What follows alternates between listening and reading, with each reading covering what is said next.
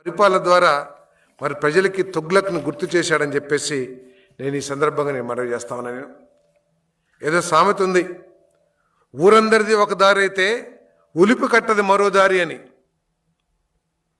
ఈరోజు ఊరందరిది, రాజకీయ పార్టీలు అందరిది ఒక దారి అయితే విధ్వంసకారులది, పెట్టుబడిదారులది, పెత్తందారులది మరో దారి అనే విధంగా అధికారంలోకి వచ్చిన జగన్మోహన్ రెడ్డి గారు 3 రాజధానుల వాదనను తీసుకొచ్చారు.